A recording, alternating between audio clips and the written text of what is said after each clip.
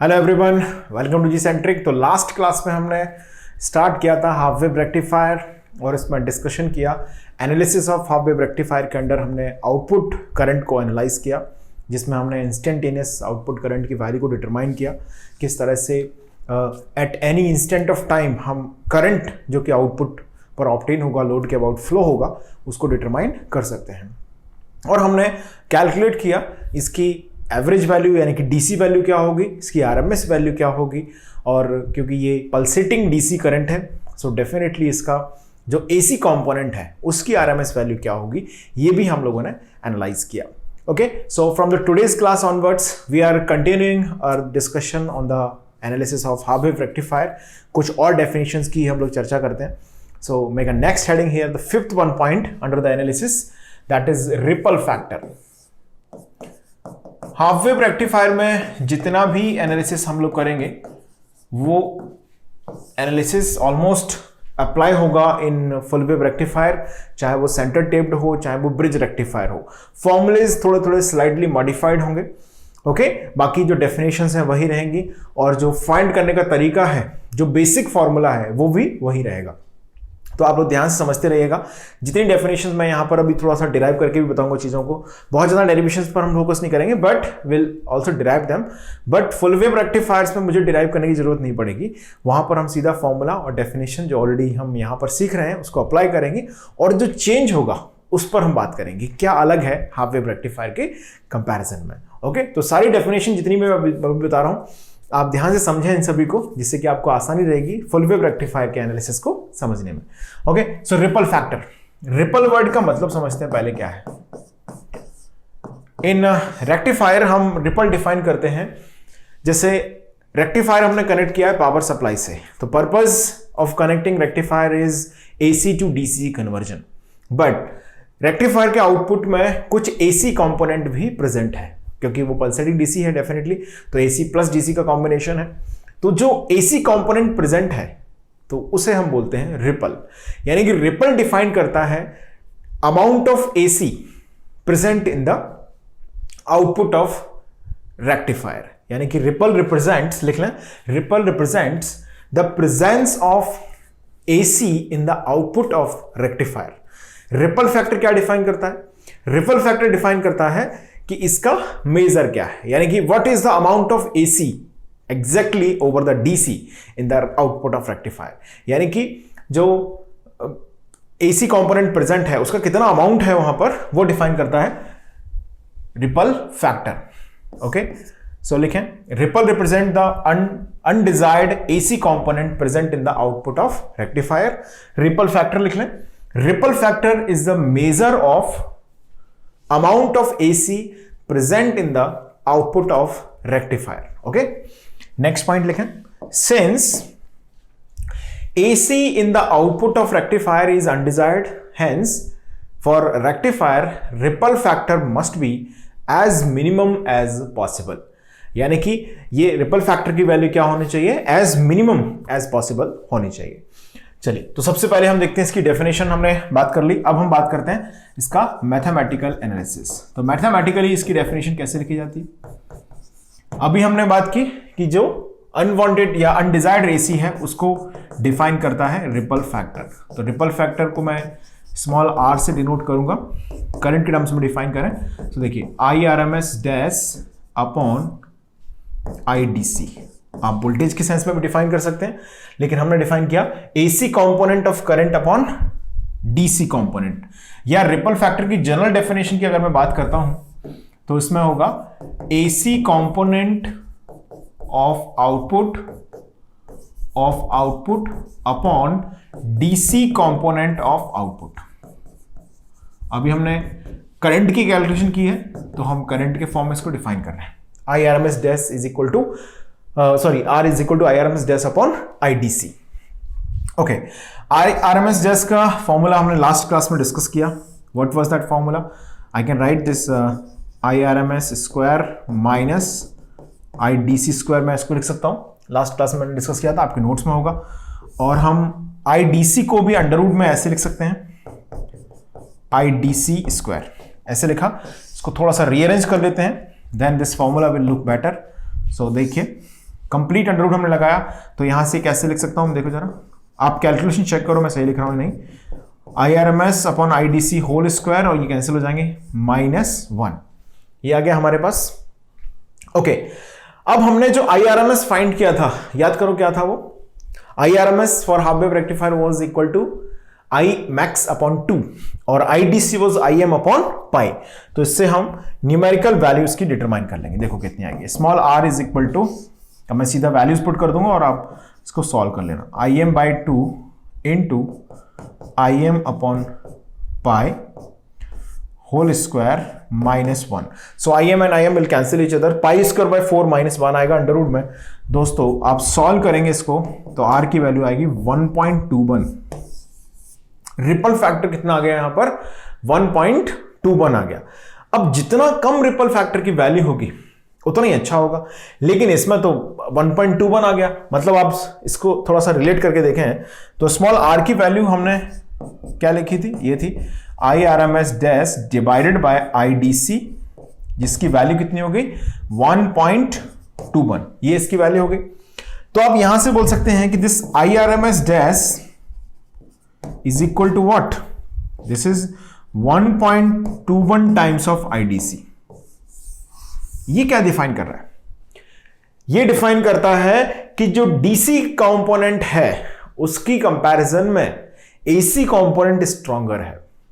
समझ पा रहे हैं, IDC into 1.21 times, that is IRMS dash। So here in the half wave rectifier output, AC component is stronger than the DC component। बात समझ में आई सभी को, क्योंकि यहां पर क्या लिखेंगे हम, ये ड्रॉबैक है इसका, हायर रिपल फैक्टर। आगे चल के हम हाफ वेव रेक्टिफायर के ड्रॉबैक्स को आइडेंटिफाई कर रहे होंगे, तो उसमें से वन ऑफ द ड्रॉबैक ये है कि इसका रिपल फैक्टर क्या है, ज्यादा है, 1.21 टाइम्स ऑफ IDC है। तो पहले आप इसको नोट कर लें इत्मीनान से, लिख लिया आपने इतना। सबसे पहले तो आपको ये लिखना है AC component of output upon DC component of output, small r की वैल्यू का फॉर्मूला हमने लिखा, यहां से सॉल्व किया इसको। ओके, इतना यहां तक लिख लिया। यहां पे लिखें AC component of half wave rectifier is 1.21 times of DC component of half wave rectifier। Okay, AC component of half wave rectifier is 1.21 times of DC component of half wave rectifier, which shows higher ripple factor। Okay, so इसके अंदर AC आप next point और लिख सकते हैं इसमें, AC component is stronger than the DC component in the half wave rectifier. बात समझ में आ गई। चलिए अब बात करते हैं नेक्स्ट हेडिंग की। नेक्स्ट पॉइंट लिखेंगे 6th one, input power. Input power denote कर देते हैं P सफिक्स I से, इनपुट पावर। अच्छा, इनपुट पावर क्या डिफाइन कर रहा है, जो सेकेंडरी बाइंडिंग है ट्रांसफार्मर की, जो सेकेंडरी बाइंडिंग है, इस तरह से ट्रांसफार्मर है, इसकी सेकेंडरी बाइंडिंग है, इससे ही डायोड कनेक्टेड है और आगे पूरा जो रेक्टिफायर का सर्किट वहां पर अवेलेबल है। तो सेकेंडरी बाइंडिंग में जो वोल्टेज अपेयर हो रहा है, इसे हम डिनोट कर रहे हैं VI से, और यहां से जो करंट जा रहा है इससे हम डिनोट कर रहे हैं स्मॉल I से। तो इनका जो वैल्यू ऑफ प्रोडक्ट है, इनपुट वोल्टेज और इनपुट करंट का, इनकी जो एवरेज वैल्यू है उसे हम बोलते हैं इनपुट पावर।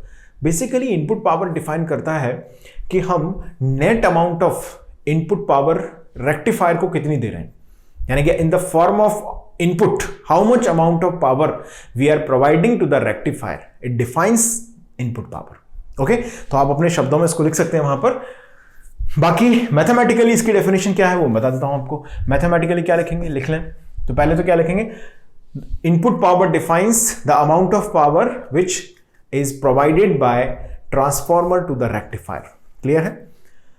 मैथमेटिकली क्या है, mathematically it is defines the average value of the product of instantaneous voltage of secondary winding and instantaneous current of the secondary winding. यानी कि किसी भी क्वांटिटी का एवरेज वैल्यू कैसे लेते हैं, बताओ जरा। 1/2 pi complete cycle 0 to 2 pi, okay, V input into I D alpha, ऐसे लिख सकते हैं। ये तो हो गया ना इसके प्रोडक्ट का एवरेज वैल्यू। मैथमेटिकली क्या बोला मैंने definition, average value of the product of instantaneous voltage across secondary winding and instantaneous current flowing through the secondary winding. इसकी एवरेज वैल्यू क्या है? इनपुट पावर है, जिसको हम पीआई से यहां पर डिनोट कर रहे हैं। क्लियर है सभी को? चलिए, अब हमने इनपुट वोल्टेज और इनपुट करंट में रिलेशन ऑलरेडी डिस्कस किया हुआ है, याद होना चाहिए सभी को। ये रिलेशन क्या था बताओ जरा। क्या मैं ऐसा लिख सकता हूं कि जो स्मॉल आई की वैल्यू है, आपको याद होगा, सिंस, ऐसे लिख देते हैं, सिंस, ये मैंने सॉल्व भी किया था, आपको याद होगा सभी को। This was the formula, small I is equal to V I upon R F plus R L, यानी कि यहां से वी आई की वैल्यू को मैं क्या लिख सकता हूं? I can write it I is into R F plus R L, ऐसा हम इसको लिख सकते हैं यहां पर, है ना। तो यहां से इसको पुट कर देते हैं जरा, देखो, P I is equal to 1/2 pi 0 to 2 pi, V I को हमने पुट किया तो यहां पे क्या आएगा, देखो, I square into R F plus R L. Rearrange आप लोग कर लेना, इंस्टेंटेनियस अमाउंट ऑफ करंट हमने डिफाइन कर दिया यहां से। क्लियर सभी को? ये आ गया I square into R F plus R L D alpha. So P I की वैल्यू को अगर हम लिखें यहां से, तो this R F plus R L is just a constant value, so we can simply take out of this value. और अब यहां से हम ऐसे लिखेंगे इसको, this is what 1/2 pi.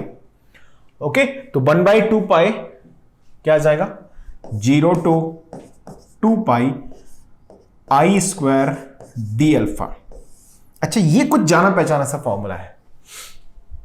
Okay, क्या है ये formula? 0 to 2 pi I square D alpha. This is the RMS value of the instantaneous current, जिसको हमने ऑलरेडी सॉल्व किया हुआ है। कितनी वैल्यू आती थी? Im/2। तो ये बेसिकली, या तो मैं इसको Im/2 लिख दूं, या एक जनरल फॉर्मेट हम लिख रहे हैं तो पी आई के लिए हम ऐसे लिख सकते हैं, क्योंकि this formula will be utilise for other rectifiers also. IRMS square into this R F plus R L, ये फाइंड हो जाएगा दोस्तों यहां से इनपुट पावर की वैल्यू। This is what input power that we have solved here. Clear है? तो मैंने इसकी डेफिनेशन आपको बता दी है, मैथमेटिकल एनालिसिस भी मैंने यहां पर कर दिया है। In the upcoming rectifier I will not derive it, I will simply write the formula. Okay, तो आपको जो चेंज है वो डिटेक्ट करेंगे हम और सीधा फॉर्मूला लिख देंगे। क्लियर है? चलिए, स्क्रीन को पॉज कर दें, आराम से इसको नोट कर लें, जल्दी से, आराम से नोट कर लें जल्दी से, है ना। लिख लो फटाफट इसको। चलिए, अब बात करते हैं नेक्स्ट डेफिनेशन की। इनपुट पावर की हमने बात कर ली। इनपुट पावर जो हम प्रोवाइड करते हैं वो जनरेट करती है रेक्टिफायर का, जब पास थ्रू होती है रेक्टिफायर से, तो at load terminal it provides the output power. Okay, so something which is relatable with input power to the output power, that is called efficiency. यानी किसी भी रेक्टिफायर की एफिशिएंसी हमेशा डिफाइन होती है किसके टर्म्स में? आउटपुट पर जो पावर जनरेट हुई है वो, और इनपुट पर हमने जो पावर प्रोवाइड की उसके टर्म्स में। तो अब हम नेक्स्ट हेडिंग की बात कर रहे हैं, that is efficiency. So make a 7th one heading here, make a 7th one heading, 7th one efficiency. Efficiency eta से डिनोट करते हैं, सदियों पुराना नोटेशन है इसका, एफिशिएंसी ईटा। क्या डिफाइन करता है mathematically? It defines the ratio of output power to the input power. Ultimately ये भी क्या है?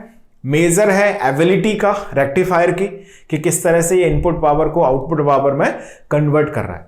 Higher efficiency is desirable always, आप ये सब पॉइंट अपने शब्दों में लिख लेना, ठीक है। हायर एफिशिएंसी क्या होती है? किसी भी रेक्टिफायर में डिजायरेबल होती है।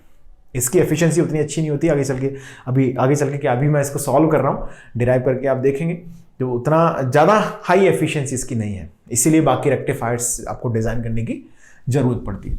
देखिए, तो अब हम डिफाइन करें यहाँ से मैथमेटिकली, मैंने डेफिनेशन बताई दी आपको, ratio of output power to the input power, यानी कि परसेंटेज एफिशिएंसी अगर मैं डिफाइन करूं तो क्या आएगा यहां पर?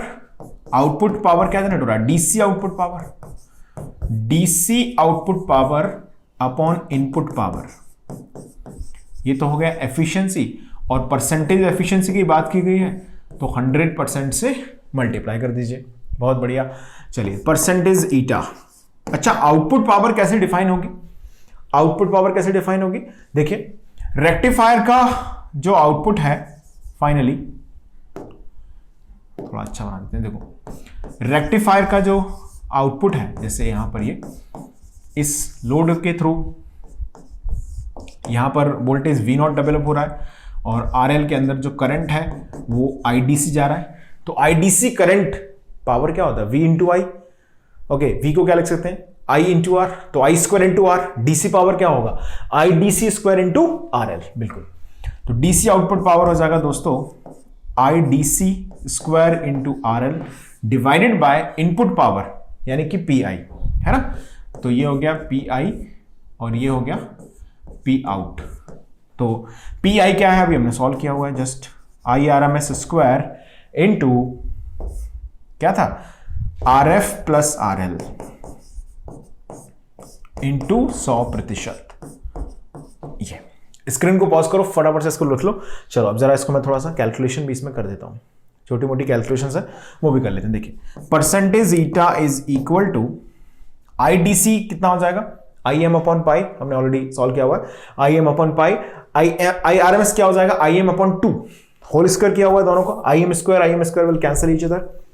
ओके, तो यहां से आप देखेंगे डिनोमिनेटर से 4 पहुंच जाएगा ऊपर, यहां जाएगा पाई नीचे, तो ये ऐसा कुछ बनेगा, देखना 4 upon pi square into RL upon RF plus RL into 100%। इतना आ गया। जरा इसको कैलकुलेशन कर लेना आप, 400 upon pi square. I am not going to solve it, I am just writing it. Percentage eta is equal to आएगा दोस्तों 40.5 into into RL upon RF plus RL। अच्छा, इसमें RF और RL क्या डिफाइन कर रहे हैं? RF एंड RL क्या डिफाइन कर रहे हैं दोस्तों? RF एंड RL यहां पर डिफाइन कर रहे हैं, RL is defining the load resistance. Okay, RL क्या डिफाइन कर रहा है? Load resistance. और RF डिफाइन कर रहा है डायोड का फॉरवर्ड रेजिस्टेंस। अच्छा, डायोड आइडियल भी तो हो सकता है, ऐसा होता नहीं है। इफ अगर डायोड आइडियल हो तो क्या होगा? This RF will be 0। तो RF will be 0, then RL upon RL will cancel each other. So this is a 40.5 which is called maximum efficiency of half wave rectifier. यानी कि इसको लिख लिया आपने? लिख लो, पहले लिख लिया। चलिए, so हम ऐसा बोल सकते हैं if diode is ideal, अगर डायोड क्या हो जाए दोस्तों? आइडियल हो जाए, then RF क्या हो जाएगा? 0। तो परसेंटेज ईटा की जो वैल्यू होगी वो हो जाएगी RF विल 0, तो RL will cancel each other. ये परसेंटेज में आ रहा है ना, परसेंटेज। तो 40.5% ये आएगा एफिशिएंसी, जिसको हम बोल सकते हैं कि ये मैक्सिमम एफिशिएंसी है। इससे ज़्यादा एफिशिएंसी इसकी नहीं आ सकती। वो भी कब आ सकती है? जब डायोड क्या हो? आइडियल हो। अब वही हो गया कि जितना RF की value as minimum as possible होगी, उतना ही एफिशिएंसी क्या होती जाएगी? बढ़ती जाएगी। क्लियर है? तो अबाउट आप बोल सकते हैं 37-38 से लेके 40.5 के between generally practical half wave rectifier के अंदर एफिशिएंसी जनरेट होती है। क्लियर है सभी को? चलिए स्क्रीन को पॉज करें, फटाफट से इसको नोट कर लें। Okay, so let's talk about the next definition. I think it's the 8th one. Diode voltage. Diode voltage. Diode voltage. V of diode. यानी कि जब ये सर्किट ऑपरेट कर रही है तो एक बार तो डायोड फॉरवर्ड बाइज है। अभी लास्ट क्लास में हमने डिस्कस किया कि 0 to पाई के बिटवीन जब अल्फा की वैल्यू है तो डायोड क्या है? फॉरवर्ड बाइज है। तो उसके अंदर I into RF amount of voltage drop हो रहा है, I know that, but RF is very smaller one, small I is also very smaller one, so I is of the order of milli ampere and resistance is of few ohm, so the millivolt amount of voltage will be developed, so that we neglect and we say it is 0 in the first half cycle. Okay, second half cycle में जब diode open circuit होगा तो उस condition में diode के अंदर voltage drop होगा। Okay, circuit आपके पास है, पेज पलटो, हाफ वेव रेक्टिफायर के सर्किट पे जाओ। तो पहला वाला केस में बता रहा हूं, जब हमने अल्फा की वैल्यू 0 से क्या रखी है, पाई के बिटवीन रखी है। जब अल्फा क्या हो, 0 से पाई के बिटवीन हो, उस कंडीशन में हमने देखा, ये ऑलरेडी मैंने डिस्कस किया हुआ है, सो मैं ज्यादा डिटेल में नहीं जाऊंगा। Diode is in forward bias, so we diode कितना आएगा इस कंडीशन में बताओ। डायोड जब फॉरवर्ड बाइज होगा तो small I current will be flow, instantaneous current is what, small I, that will be flow through the diode. Okay, so इसका जो फॉरवर्ड रेजिस्टेंस है वो वोल्टेज ड्रॉप करेगा, यानी कि small I into RF drop होगा, जिसको अबाउट हम बोल सकते हैं 0। क्लियर है? आइडियली तो शॉर्ट सर्किट होगा डायोड, तो वो वही स्थिति है, शॉर्ट सर्किट होगा या very small amount of voltage वो ड्रॉप करेगा, अबाउट टू 0 हो गया। डायोड जब क्या हो, फॉरवर्ड बाइज हो। अब सेकंड कंडीशन की बात कर लेते हैं, जब अल्फा की वैल्यू क्या हो दोस्तों, पाई से लेके 2 पाई के बिटवीन हो, when alpha is lying somewhere between pi to 2 pi, in that condition क्या होगा दोस्तों, अब डायोड हो जाएगा भाई साहब इज इन रिवर्स वाइज। थोड़ा सा आपको पिक्चराइजेशन भी कराता हूं, देखिए ऐसा कुछ। डायोड जब रिवर्स वाइज होगा दोस्तों, तो उस कंडीशन में करंट फ्लो तो नहीं होगा, डेफिनेटली नहीं होगा। सो हम ये बोल सकते हैं कि यहां पर वैल्यू 0 है। ओके, रेजिस्टेंस के अंदर वोल्टेज ड्रॉप तभी होता है जब कुछ करंट फ्लो होता है, करंट फ्लो नहीं होगा तो ये रेजिस्टेंस में वोल्टेज ड्रॉप 0 होगा, तो इस नोड का वोल्टेज आ गया 0। ओके, ये डायोड है, हमने ऐसे मान लिया कि यहां पर कुछ वोल्टेज आ रहा है, पोलैरिटी वी डायोड है इसकी, ठीक है। और हम यहां पर प्रोवाइड क्या कर रहे हैं, यहां पर हम प्रोवाइड कर रहे हैं वी आई। तो अब जरा किरचॉफ साहब का जो वोल्टेज लॉ है केवीएल, उसको अप्लाई करके देखो, minus V I plus V diode plus V not equal to 0, क्योंकि यहां पर करंट फ्लो नहीं है तो वी नॉट क्या आ जाएगा 0। तो हम यहां से क्या से लिख सकते हैं, देखो minus V I plus V diode plus 0 equal to 0। तो उस कंडीशन में आप क्लियरली बोल सकते हैं कि वी डायोड क्या होगा, this is V I itself. Okay, अब वी आई क्या है, वी इनपुट क्या है, वी एम साइन अल्फा। तो वी डायोड की वैल्यू कितनी आ गई दोस्तों, वी डायोड इक्वल टू आ गया V M sine alpha. V M sine alpha, ये हमारे पास आ गया डायोड वोल्टेज। फर्स्ट हाफ में जहां पर अल्फा की वैल्यू 0 से पाई के बीच में है, डायोड का वोल्टेज ड्रॉप ऑलमोस्ट 0 है, जिसको हम 0 ही मान लेंगे। ओके, और सेकेंड हाफ साइकिल में पाई से 2 पाई के बिटवीन डायोड क्या है, रिवर्स बाइज्ड है, तो उस कंडीशन में हम मान के चलेंगे वी एम साइन अल्फा, इसके अबाउट वोल्टेज मान के क्या चलेंगे, हो ही रहा है ना, V M sine alpha will be drop here. So ultimately इसको नोट कर लो, पहले आप लिख लिया आपने इतना, चलिए। यानी कि अब हम यहां से एक प्रॉपर समराइज वे में लिख सकते हैं, V diode is equal to 0 where alpha is between 0 to pi, and this is V M sine alpha where alpha is between pi to 2 pi. Clear है? ये यहां पर जनरेट हो गया V diode. Okay, diode voltage मिल गया। Okay, अब बात कर लेते हैं इसकी डीसी वैल्यू कैसे ऑब्टेन होगी। DC value of this diode, take the average value. Okay, सो अगर आपसे कोई पूछे कि डायोड की एवरेज वैल्यू क्या होगी, डीसी वैल्यू क्या होगी, यानी कि डीसी डायोड वोल्टेज,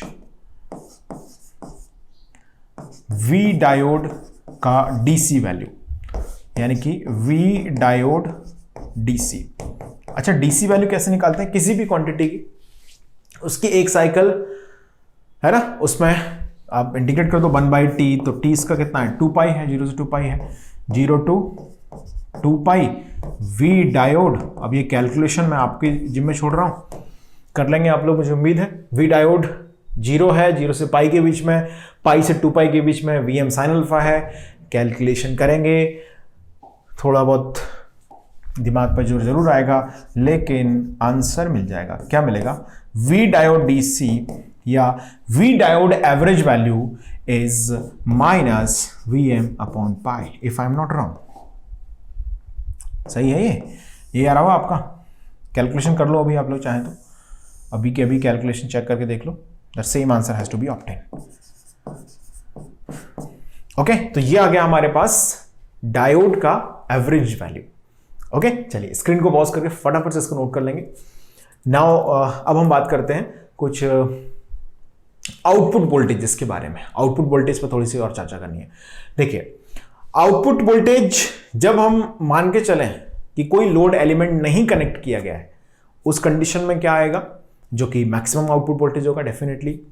ओके, और जब कोई लोड कनेक्ट कर दिया गया है तो आउटपुट वोल्टेज क्या आएगा, स्पेशली उसकी एवरेज वैल्यू वहां पर क्या ऑब्टेन होगी, क्योंकि इंस्टेंटेनियस तो हमने ऑब्टेन कर ली है जो भी ऑब्टेन हो रही है, बट हम अगर जानना चाहें कि नो लोड कंडीशन में क्या होगा और लोड कंडीशन में ये वैल्यू क्या होगी। चलिए, तो नेक्स्ट डेफिनेशन की बात कर लेते हैं। अभी हमने डिस्कस की कौन सी definition, that was the 8th one that we have discussed. Now let's talk about the 9th definition here.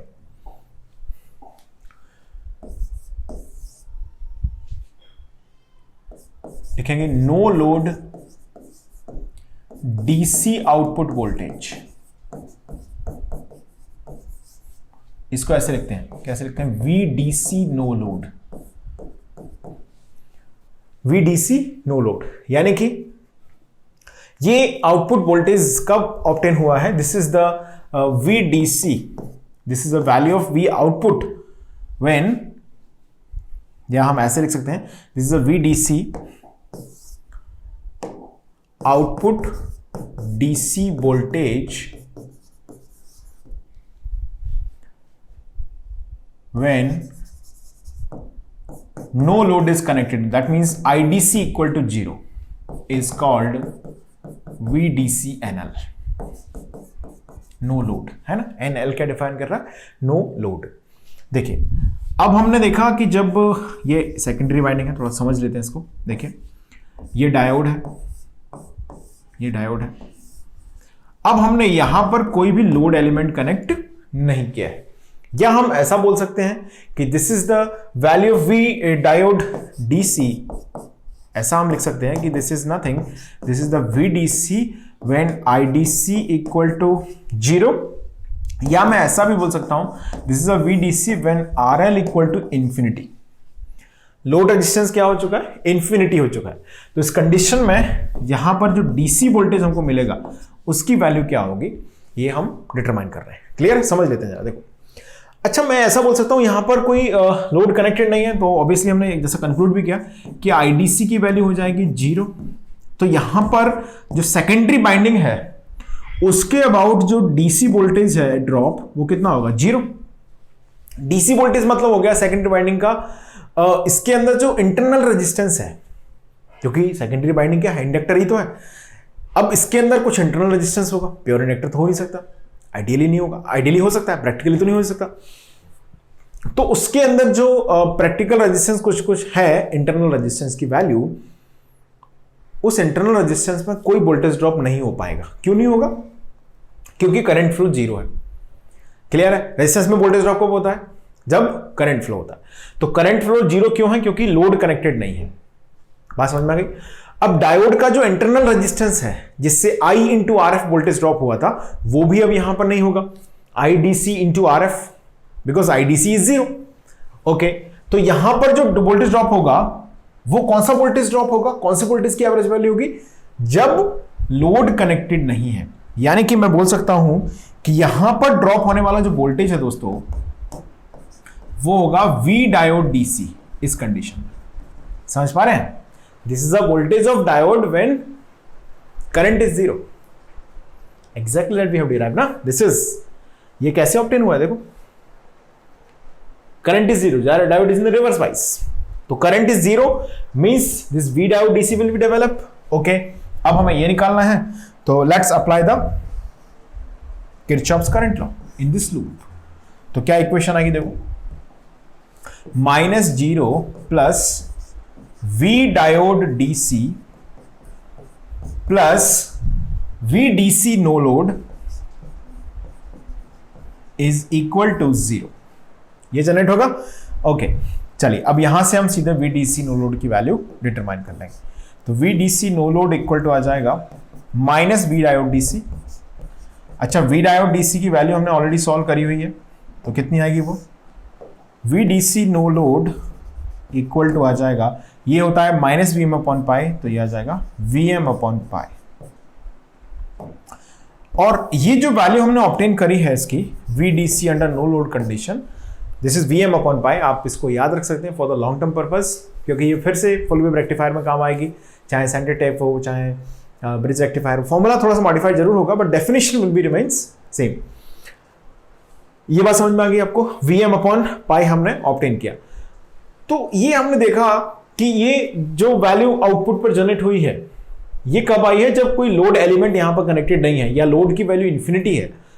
Okay, यानी कि सेकेंडरी वाइंडिंग में कोई वोल्टेज लॉस नहीं हुआ क्योंकि करंट फ्लो नहीं था। डायोड के अंदर I इंटू RF में कोई वोल्टेज लॉस नहीं हुआ, पूरा वोल्टेज यहां अपेयर हो गया। तो हम ये बोल सकते हैं कि this is the maximum value, लिखेंगे this is the maximum DC output voltage. अच्छा, इस तरीके से क्वेश्चन भी इस पे बन सकता है, find out the maximum DC output voltage of the half wave rectifier, then it is Vm upon pi. Clear है? सिंपल 1 मार्क क्वेश्चन आसानी से इसमें फ्रेम किया जा सकता है। तो ये नोट कर लिया आपने इतना। चलिए अब हम बात कर लेते हैं VDC under the load condition. अच्छा, लोड कंडीशन में क्या चेंज होगा, हमें सिर्फ इसका वोल्टेज जो आ रहा है वो और इसके अंदर जो इंटरनल रेजिस्टेंस का जो वोल्टेज आ रहा है वो हमें इंक्लूड करना है बस। क्या होगा, चलिए लिख लेते हैं। Next I think the 10th one heading it is, no, हाँ यस, इस 10th वन हेडिंग करेंगे।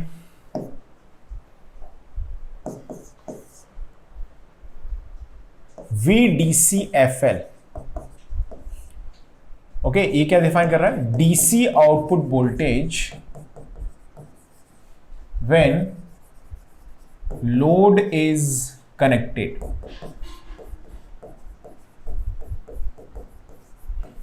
DC output voltage when load is connected, इसे हम बोलते हैं VDCFL। ओके, चलिए इसमें देखते हैं क्या ऑब्जर्वेशन आएगा। अब यहां पर हमने लोड रेजिस्टेंस RL कनेक्ट कर दिया है। अब यहां पर दोस्तों जो वोल्टेज ड्रॉप होगा वो क्या होगा, VDCFL होगा। Load resistance RL is connected here. Okay, and this time current IDC is flowing definitely and which is not equal to 0.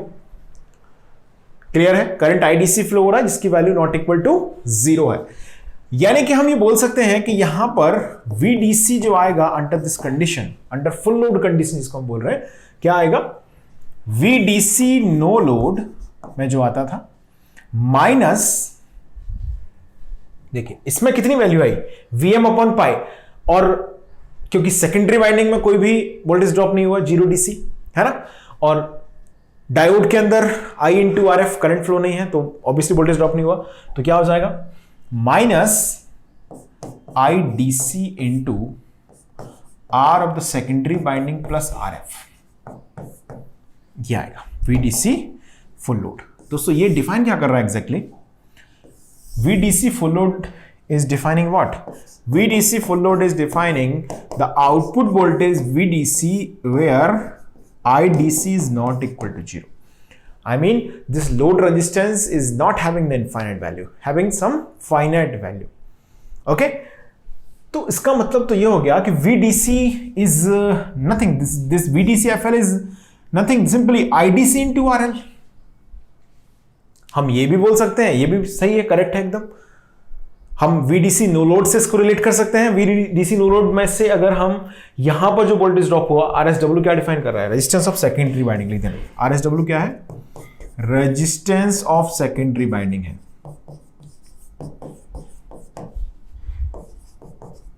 Resistance of secondary binding. और RF क्या डिफाइन कर रहा है, फॉरवर्ड रेजिस्टेंस ऑफ डायोड। क्योंकि load यहां पर infinite नहीं है तो ऑब्वियसली इन दोनों के अंदर जो वोल्टेज ड्रॉप होगा उसे हमें माइनस करके इसे लिखना पड़ेगा।